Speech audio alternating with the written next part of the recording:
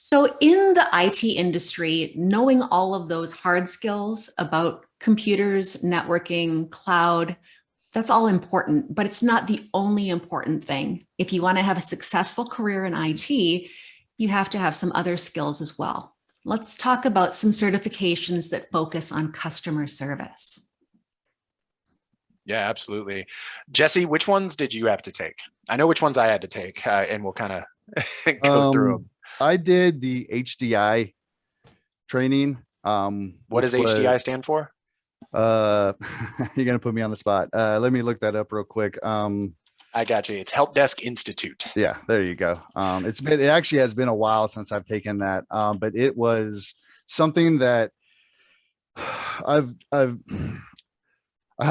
before I was in the IT industry, I wasn't really in any kind of customer service specific type thing. You know, I did fast food and maybe a couple other things where I wasn't so customer facing. And honestly, when I got the job being in IT, I didn't think being customer service centric was what I needed. I'm an IT guy now, right? I'm sitting in a closet fixing computers, but turns out it's way more important than I thought it was at the beginning. And I struggled at the very beginning of being on a help desk because my language wasn't correct and my lingo wasn't correct, and being able to extract information that was relevant for the issue I'm trying to run was not an easy road for me. And it took me a while to figure that whole thing out.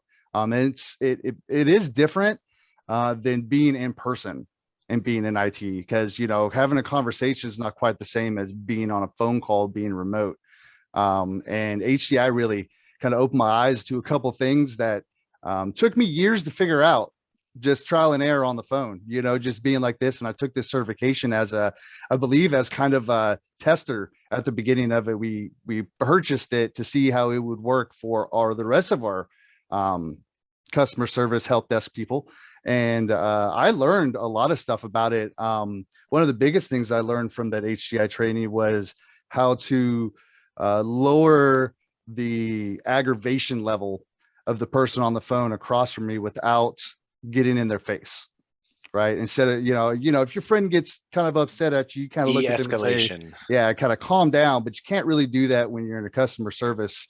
You have to de-escalate in different ways so that it doesn't seem like you're pushing too hard against them, because pushing too hard against somebody who's irate, because let's be honest, in our industry, most people don't call us when they're having a great day with IT. Right. Most of the time something's broken. And a lot of the times when something's broken on their computers, that's their whole job, and they can't do their job. And then they get upset. And the first person they take it out on is the guy who answers the phone on the other side of the IT help desk. And it's very important to be able to take somebody who's up here with their anger and kind of slowly bring them back down to where you're having a conversation. You're able to ask those specific questions to get to the root cause and resolve the issues for them. But it also goes over structuring your answering the phones in a specific kind of way every time, and also items like that. But I feel like the de-escalation is a big part of customer service that you don't really get, right? You don't get that kind of training in person. So when you're out there in the real world, it's hard to de-escalate those things without somebody kind of telling you how that process works and then how to get back to it. Yeah, and I think that's an important distinction is, nobody, and let me be clear, that the customer service training isn't all how to avoid a fight. It is a very important piece of, because what Jesse touched on earlier is really a good point. And this is something we train internally here, is a user, and we say it kind of jokingly, our clients and our users, or anyone for that matter, is never going to call AT&T when their modem is working just fine.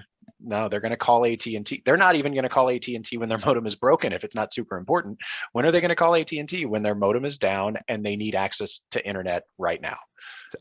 And every individual has a different way of approaching that. And what these and not just HDI, which I do recommend, but help desk habits is another good one.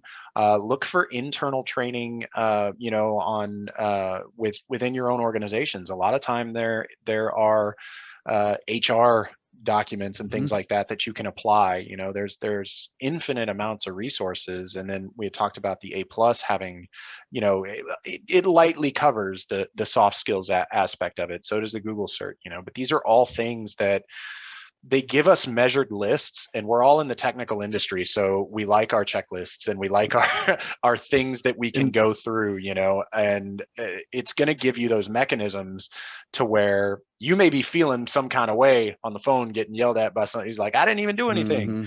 You rely on your list, you rely on your training, and allow those things to come through so that both you and the other individual on the phone are no longer mad, you know, and it's like, okay, now we're in a good place, we're in a positive place, we can help you, and we can get this issue addressed once and for all.